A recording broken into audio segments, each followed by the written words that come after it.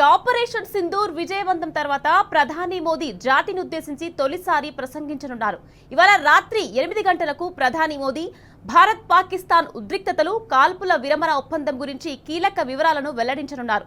నియంత్రణ రేఖ వెంబడి సరిహద్దు ప్రాంతాల్లో ప్రశాంత వాతావరణం నెలకొందని భారత సైన్యం ప్రకటించిన నేపథ్యంలో ప్రధాని మోదీ కొత్త విషయాలు ఏం చెప్పబోతున్నారనే దానిపై సర్వత్ర ఆసక్తి నెలకొంది.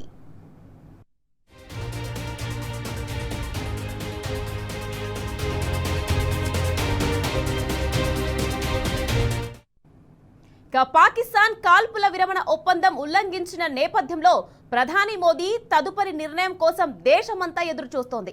ఆపరేషన్ సింధూర్ ఇంకా ముగియలేదని ఇప్పటికే భారత ఆర్మీ స్పష్టం చేసింది.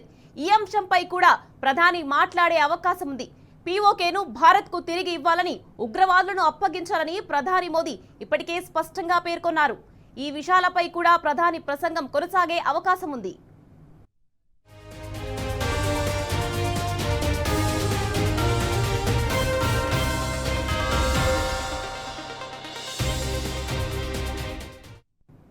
భారత్ పాకిస్తాన్ల మధ్య కాల్పుల విరమణ ఒప్పందం కొనసాగుతుండగానే జాతీయ భద్రతా సలహాదారు అజిత్ దోవల్తో మోదీ ప్రత్యక్షంగా సమావేశమయ్యారు. భారత్ పాక్ చర్చల నేపథ్యంలో వివిధ అంశాలపై వీరు దృష్టి సారించినట్లు తెలుస్తోంది.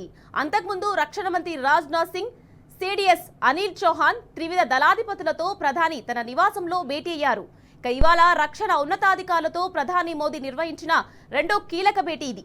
ఇలా వరుస భేటీలతో పాక్ పై తదుపరి చర్యలు ఏంటన్నది ఇప్పుడు ఆసక్తికరంగా మారింది.